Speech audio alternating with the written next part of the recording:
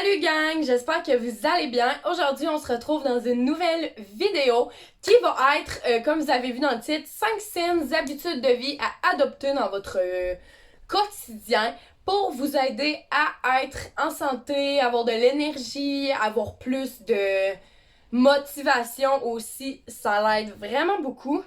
Pour ça, j'ai amené mon café glacé parce que, si vous savez pas, le café glacé, c'est ma boisson préférée au monde.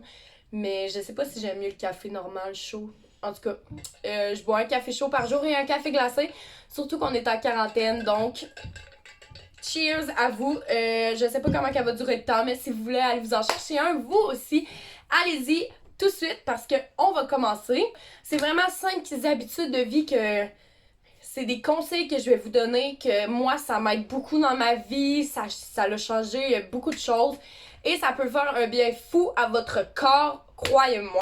Tout ce que je dis dans la vidéo, nécessairement, il y a des points qui vont être plus scientifiques, mais il y en a d'autres que c'est selon moi aussi ce que j'ai comme appris en grandissant.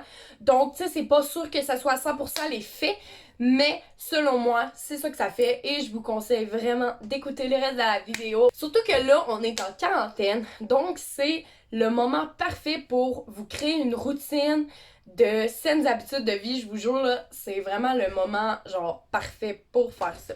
On va commencer tout de suite. La première qui est vraiment banale, mais genre je vous la suggère fortement, c'est d'aller prendre l'heure à chaque jour et d'aller marcher, que ce soit 5 minutes ou 1 heure, 2 heures, aller marcher, ça fait un bien fou à votre organisme. C'est sûr que là, quand il pleut ou qu'il fait vraiment pas beau, qu'il fait genre -45, c'est pas le moment d'aller marcher, ok? Mais juste prendre l'air. Présentement, il fait quand même vraiment chaud dehors, donc je vous conseille sérieusement, toujours à chaque jour, regardez, vous décidez entre telle heure et telle heure, je m'en vais prendre ma petite marche. Ça peut être juste un tour de votre maison ou un tour de rue ou un tour de ville. À vous de voir, mais pour vrai, marcher, ça amène tellement de bénéfices. De un, marcher, c'est le meilleur sport, si on pourrait dire, pour garder un poids santé parce que ben, ça fait travailler votre cardiovasculaire, malgré qu'il y en a plusieurs qui marchent puis ils sont comme, ben ça fait rien marcher. Mais ça fait énormément de bien à votre corps. Votre cœur, il va être plus en santé. Ensuite, votre fréquence cardiaque au repos va être plus faible. Il faut savoir que, aussi, ça c'est important, ta fréquence cardiaque au repos, c'est là qui est comme le plus important, ok? Donc, normalement, c'est entre 60 et 95, on peut aller à 100, mais quelqu'un de en forme, au repos, va avoir une fréquence cardiaque, donc des battements par minute, vraiment plus bas que tout le monde, et c'est ce qui est bon pour ton cœur. Tu sais, dis-toi, c'est comme toi, marcher, puis entre marcher puis courir, qu'est-ce qui est meilleur pour toi, qu'est-ce qui te fait le plus du bien? C'est marcher, on s'entend. Courir, c'est dur, ça prend un bon cardio, et c'est pas tout le monde qui en a, honnêtement. Et c'est pas parce que t'as un très bon cardio que t'es en forme, nécessairement, c'est sûr que oui, ça l'aide, mais c'est pas non plus parce que t'as pas de cardio que t'es pas en forme du tout. Enlevez-vous ça de la tête, c'est un mythe. Tu peux être en forme de différentes manières. Il y en a qui sont habitués de faire des sports qui sont rapides, comme je vais juste vous parler, mettons, du football. Le football, la game peut durer genre 10 secondes. C'est forçant, c'est plaqué, mais il n'y a pas beaucoup de cardio là-dedans. Ben, il y a beaucoup de cardio, mais comme ce que je veux dire, c'est beaucoup musculaire. Il faut que tu lances avec le ballon, tu plaques, il faut que tu sois raide. C'est plein, c'est un sport extrêmement forçant. Les joueurs de football sont extrêmement en forme, mais pourtant, ils sont pas pendant comme 45 minutes à courir au fond sans arrêter. Un aspect que marcher, c'est vraiment important. Aussi, l'air frais et juste marcher. Penser dans votre tête, ça va éliminer le stress. Ça, vous savez, comme vous savez, j'ai fait énormément d'anxiété dans ma vie et marcher, ça m'a toujours aidé. Comme j'allais marcher, je revenais, je me sentais extrêmement mieux, je me sentais bien. Ça permet de libérer les toxines de ton corps, si je pourrais dire, mais sérieusement, juste passer un moment avec toi-même, comme tu t'en vas marcher tout seul, tu passes un moment avec toi-même, tu peux réfléchir à des choses, ça l'aide grandement à garder une santé mentale. Et aussi, tu peux aller marcher avec quelqu'un, puis en même temps, ça te fait passer un moment avec lui. Donc, ou avec elle, comme ton père, ta mère, ton frère ou ta soeur, qu'on a tendance à oublier dans des activités de même parce que, tu sais, on aime mieux aller marcher avec nos amis, puis tout, mais là, présentement, on peut pas. Donc, c'est une bonne occasion de connaître mieux vos parents ou vos frères et sœurs. Si on marche plus de 30 minutes par jour et qu'on monte des côtes, on en descend, on monte des côtes plus ou moins à pic, ça peut être extrêmement bénéfique pour ton système cardiovasculaire. Je sais que la motivation, c'est quelque chose qui est pas gagné à tout le monde, mais je vous jure que si vous commencez ça, une petite marche de 30 minutes par jour ou de 15, ou peu importe, vous pouvez commencer de 5 comme vous voulez, mais juste une petite marche, ça peut vraiment développer une routine que vous y allez, puis je vous jure, ça va faire énormément de bien à votre tête. Donc ça, c'est la première saine habitude de vie que je pourrais vous dire qui marche puis qui est très healthy, si on pourrait dire, pour votre corps. Pour la deuxième, il faut s'assurer de dormir de entre 7 et 10 heures par jour. Ben, par nuit, dans le fond. Parce que, surtout à votre âge, parce que là, je sais qu'il y en a qui m'écoutent qui ont 12 ans, il y en a qui ont 16, il y en a qui ont peut-être 20 ans, mais il faut savoir que entre 7 à 19 ans, c'est très important de dormir de 7 à 10 heures par jour. À notre âge, on a besoin de sommeil. Malgré, je pense que vous pouvez vous penser que comme les plus vieux, ils dorment plus longtemps, ils ont plus besoin de dormir, c'est faux. Plus que tu grandis, moins que tu as besoin de sommeil. Donc, quelqu'un qui a 9 ans versus quelqu'un qui a 45 ans va avoir beaucoup plus besoin de sommeil que la plus vieille personne. Donc, c'est pour ça que on recommande de dormir entre 7 et 10 heures. 8 heures, c'est génial. 7 heures aussi, là, ça dépend vraiment. Comme moi, je sais que j'ai un sommeil très profond, mais très court. Donc, je peux dormir de 7 heures. 7 heures, c'est en masse pour moi, là. Mais il y en a d'autres qu'il faut vraiment qu'ils dorment 8 heures par nuit, sinon ils sont brûlés le lendemain. De plus, sachez que le sommeil, c'est le meilleur cadeau que vous pouvez offrir à votre corps. C'est là qu'il peut se reposer. Dites-vous que vous, là, quand vous venez de faire une activité forçable et que vous allez dans votre lit, vous êtes content de l'avoir, votre lit. Votre cœur, votre système, votre corps, c'est la même chose. Quand il se repose, c'est là le meilleur moment de sa vie. Un cœur, ça l'arrête jamais de battre. Les organes, ça l'arrête jamais de fonctionner. Tandis que nous, on peut arrêter de fonctionner, là, tu sais, on va pas tout le temps marcher, on va pas tout le temps courir, on va pas tout le temps à l'école, tu sais. Surtout en cette période, on a extrêmement tendance à écouter Netflix. Je suis dans votre camp, je fais la même chose. Mais c'est bon de donner des pauses à notre corps et le sommeil est une bénédiction pour ça, je vous le dis. De plus si vous dormez entre ces heures-là, dans le fond, chaque jour, vous allez voir un changement énorme sur votre humeur. Comme si vous êtes tendance à être bipolaire. Là, je mets bipolaire parce que je parle pas de la maladie, mais tu sais, que genre, vous pouvez vous fâcher en 2 secondes, vous vous levez, vous êtes super heureux, il y a une chose qui arrive, vous êtes comme puis ma journée est finie, je déteste ma journée. Inquiétez-vous pas, j'ai été longtemps comme ça, je sais c'est quoi. Mais si vous dormez entre ces heures-là, comme j'ai dit chaque jour, vous allez voir que votre humeur va être constante. Vos journées plus difficiles, vous allez les prendre beaucoup mieux que si vous dormez 6 heures.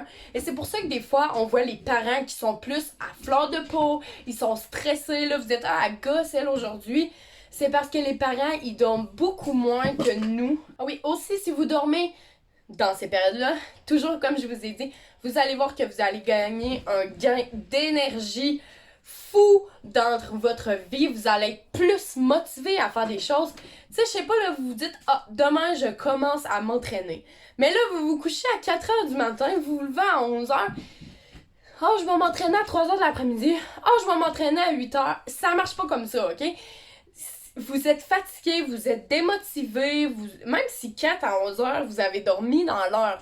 Mais se coucher tard, c'est extrêmement mauvais pour votre cerveau. Je me répète, mais le sommeil, c'est la chose la meilleure qu'on fait pour se garder en santé, surtout une santé mentale. Une santé mentale, c'est extrêmement fragile. Puis s'il vous plaît, couchez-vous de bonne heure, levez-vous de bonne heure. Se lever de bonne heure, ça permet d'avoir notre journée entière avec le soleil. Là, c'est sûr que là, il fait pas beau présentement, mais l'éclairage, c'est bon, de la lumière non artificielle. Donc, voilà. Troisième chose, c'est une habitude que je trouve extrêmement importante pour moi, c'est de ne jamais rien remettre à demain. Je sais que ça paraît genre pas vraiment sain. Tu sais, comme vous attendez plus à, mettons, manger santé ou des choses comme ça. Mais non, ne remettre rien à demain, c'est surtout pour votre santé mentale et votre organisation. Vous allez voir que la vie, c'est aujourd'hui et c'est pas demain. Vous contrôlez pas votre futur. Vous savez pas si demain va exister. Il y a personne qui peut prédire ça, je vous le dis. Il peut arriver n'importe quoi, c'est la vie qui décide. Je sais pas qui décide, qui est le plus haut, là, mais en tout cas, c'est pas vous qui êtes maître de ça. Et remettre tout à demain, ça fait juste encore remettre au lendemain. Je sais pas si vous avez déjà fait ça, mais moi j'ai déjà dit genre lundi, je commence un régime, je vais manger tant de fruits par jour, je vais manger de la salade, j'arrête de manger des chips et tout. Finalement, lundi, j'étais comme, ben là, il y a genre la fête à quelqu'un, ou comme, ben je m'en vais souper avec ma famille, je vais me permettre ça, ou genre, c'était la journée que ma mère me faisait un gâteau. Tu sais, c'était toutes des choses comme ça qu'il faut jamais remettre rien demain. Tu veux commencer quelque chose, fais-le tout de suite. Vous allez voir, la première fois, c'est toujours la pire. Comme tu commences quelque chose, tu veux pas te lancer, ok? La première batch, c'est la pire, mais après, dès la première, vous allez voir, vous allez être plus motivé, vous allez être content, très fier de l'avoir commencé, je vous le jure. Et à force de toujours répéter les mêmes choses, vous allez vous créer une routine. Et la routine, c'est extrêmement bénéfique pour ton corps parce que c'est quelque chose qu'elle s'habitue. Comme ça, la journée que tu vas faire un écart, donc tu vas diverger de ce que tu es supposé faire. Je sais pas si vous comprenez le mot diverger, mais je vais vous donner un exemple. Je veux manger sainement. Je mange sainement pendant, je sais pas, une semaine. Et je dis, bon, mais le samedi, écoute, je peux manger une gâterie, je me fais plaisir. Ton corps va bien y prendre. Il va pas te faire grossir à cause de ça parce que il s'est développé une routine que tu manges sainement. Donc là, c'est la journée, tu fais un écart. C'est correct, ton corps, il s'est habitué à avoir une belle routine. Donc, cette petite gâterie-là que tu vas te faire à toi, elle fera aucun changement sur ton corps. C'est très important. On va surtout pas dans les excès, mais c'est très important. Aussi, dites-vous que la routine, c'est ce qui permet au corps de se développer énormément, d'avancer, d'évoluer. Fiez-vous à quand vous avez commencé à écrire. C'était dur au début, écrire, vous aviez de la misère à faire un A, mais vous vous êtes habitué. Et maintenant, votre cerveau, votre main écrit comme ça, sans penser comme, ben oui, tu penses là, mais genre, ça s'écrit facilement, directement, et c'est parfait. Vous le savez que vous n'allez pas le remettre à demain. On le sait tout, on l'a tout déjà fait. Je fais partie de la gang qui est comme ça aussi, là. Je suis pas différente des autres, là. Mais moi, si vous avez de l'anxiété, moi, me développer une routine, rien ne remettre à demain, ça m'a fait extrêmement bien. Je remettais toujours le moment que j'allais aller voir mon médecin. La journée que j'ai dit non, j'arrête de remettre rien tout à demain. J'y vais aujourd'hui, j'ai appelé, j'ai eu mon rendez-vous et après ça, ça m'a sauvé la vie tout simplement. Et tu sais, tout dans les mini-choses, là. C'est comme, je vais le faire demain. Tu pourrais-tu appeler ta famille? Ben, je vais l'appeler demain. Non, appelle-la tout de suite. Elle va être contente, la personne. Tu sais, c'est toutes des mini-choses comme ça qui t'aident à développer un sens de maintenant. Et vous allez voir, il y a des choses que tu peux pas toujours remettre à demain. Et si t'es habitué de mettre toujours à demain, tu vas trouver ça dur. Donc, commence maintenant, ça commence. La quatrième chose que je pourrais vous dire aujourd'hui, c'est de manger à votre faim. Malgré la croyance que manger moins amène une baisse de poids, c'est très faux, c'est très mauvais pour la santé. Tu peux développer extrêmement de problèmes de santé, anorexie, boulimie, ou même tu peux avoir des carences de fer, de vitamines. Si tu sais pas comment t'alimenter pour maigrir, ça va rien mener, ok? Et je vais juste vous dire, si vous décidez de manger de la salade tous les jours, ok, mettons, ou genre, tu sais, y a pas juste la salade, là, c'est genre un exemple. Tu sais, des choses vraiment santé, là. Tu manges ça tout le temps, ok? Genre, tu te permets même pas une mini écart. Et là, t'arrives, et là, tu t'as perdu 20 livres. Wow, t'es content, tu te dis, ben, je peux recommencer à manger. Tu vas reprendre le poids fois 2 que ce que t'as perdu. Donc, si t'as perdu 20 livres, tu vas reprendre 40 livres. Quand je vous ai dit de pas aller dans l'excès, c'est exactement ça. Donc, tu manges à ta faim.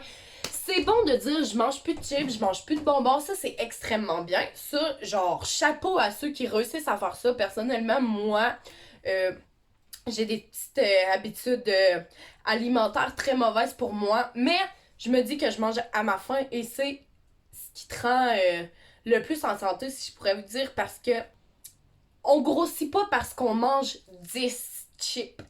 On grossit parce qu'on mange le sac au complet. Vous comprenez? On grossit pas parce qu'on mange une petite pointe de gâteau. On grossit parce qu'on mange 3 pointes de gâteau. C'est ça la différence, l'excès. Il faut pas confondre la gourmandise avec manger à sa faim. Ça, c'est extrêmement important parce que la gourmandise, ça, c'est très mauvais pour la santé. Mais manger à sa faim, c'est ça qu'il faut. Tu sais, là, il y en a plusieurs là, que j'ai vus, là. Genre, ils ont faim, ils ont faim, ils ont faim. Ils peuvent même plus fonctionner tellement qu'ils ont faim, mais ils se disent non, faut que je fasse, faut que je commence mon régime, puis tout. C'est pas bon parce qu'après ça, ça va juste être pire. Tu vas avoir envie de manger tout ce qui se passe.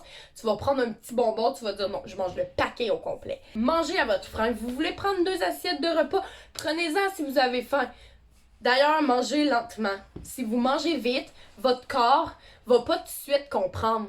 Donc, dans le fond, ce que je veux dire, si vous mangez vite, la nourriture va tomber dans votre estomac tellement vite que votre estomac n'aura pas le temps de dire au cerveau « J'ai plus faim, arrête de m'en envoyer. » Tu vas manger, là, tu vas filer mal. Moi, je suis de même, je mange très vite parce que j'ai faim, je dévore tout, mais c'est extrêmement mauvais. Il faut manger lentement. Comme ça, à un moment donné, tu n'auras plus faim, puis comme ça va être correct ce que tu vas avoir mangé, ça sera pas intense. Ça l'amène la bonne humeur, de l'énergie extrêmement, tu peux être motivé à plus de faire des choses. Et écoutez tout simplement votre estomac, votre corps. C'est lui le meilleur guide à suivre. N'ayez pas peur de manger, ok?